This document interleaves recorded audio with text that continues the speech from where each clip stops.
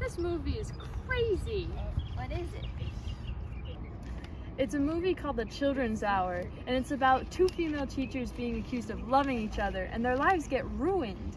Oh my gosh, that sounds intense. What else happens? This annoying little girl named Mary starts and spreads the rumor, which makes all the other people in town hate and ostracize the two teachers, Karen and Martha. In the end, Martha admits that she does love Karen, but she commits suicide out of guilt. The movie ends with Karen dramatically walking away from Martha's funeral. Oh, that's really rough. I know, right? I wonder what other people think about it.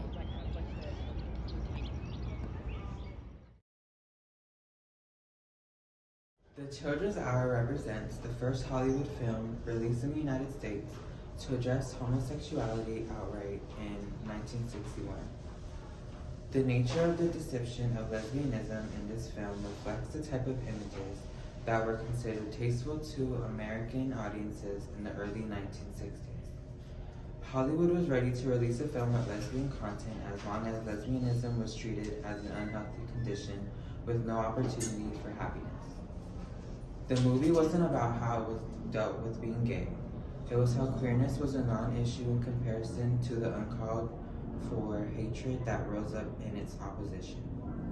The fact that homosexuality should be a non-issue only adds another layer of fuel to the fire. By the time we get to the end of the film, none of us care whether Karen or Martha are gay. We care about the human lives at the root of the circumstance. The Children's Hour gave LGBTQ+ issues a grand entry into the mainstream in its acknowledgement that at the end of the day, a person's sexuality doesn't matter. Decency between human beings matter.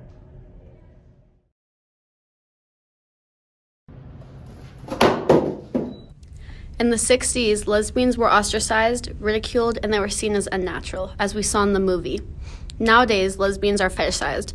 In a 2019 review, Pornhub released the graphs about what people looked for, and lesbian was the most popular category, and the most searched for. Disgusting! However, we do see that in recent years, the overwhelming majority of Americans support same-sex couples and marriages, according to a poll done in 2020. Another thing, after the Civil Rights Act, the Stonewall riots of 1969 made a huge impact on LGBTQ+ rights. The countless advocates that fought for queer representation really showed us how queer people were ignored up until the riots started, especially in a time where queer people were still discriminated against like crazy. HIV/AIDS is a virus that attacks the body's immune system. In the 1980s, it was known as the homosexual disease.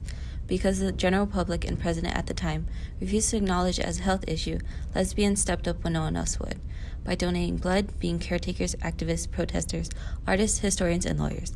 Lesbians played a critical role in the AIDS crisis. It's ironic how during the AIDS crisis, masks were used by right libertarians to stigmatize queer people. But today, those same people see it as a symbol of oppression and a jab at the right to freedom. Masks were okay when it negatively targeted queer communities, but once the virus affected them, suddenly it became an attack on human rights. And speaking of modern issues like the pandemic, I think the ending of the movie could have been avoided of Martha committing suicide out of her guilt. According to Shirley MacLaine, she did an interview in the 90s. She said, "These days there would be a tremendous outcry, as well there should be. Why would Martha break down and say, 'Oh my God, what's wrong with me? I'm so polluted. I've ruined you.'" She would fight. And even in the 90s, if she could say that, it would be a much bigger thing nowadays for her to stand up for herself. I agree with McLean. There would be a lot more national talk and support given to Karen Martha if this were to happen today. And it probably wouldn't have turned out the way it did. There's a lot more that can be done for lesbians and other queer people now too, even though there are still big debates over queer people in public spaces like schools. A recent example of that is the Don't Say Gay bill in Florida, where like children and teachers are being outed or being forced to out themselves. And it's really dangerous because, one, if the child is in a homophobic household, and two, if their classmates are homophobic, and it gives the parents the right to teach the children about like queerness and stuff, but if they have homophobic parents, they won't learn anything about it. So, yeah, it's just bad. Yeah.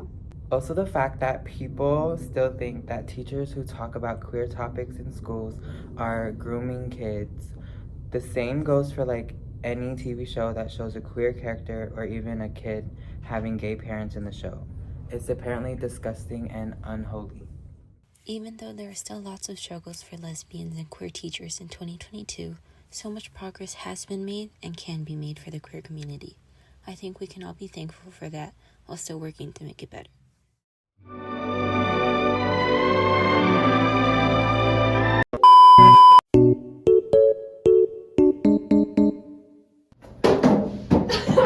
People at home not telling them what they are.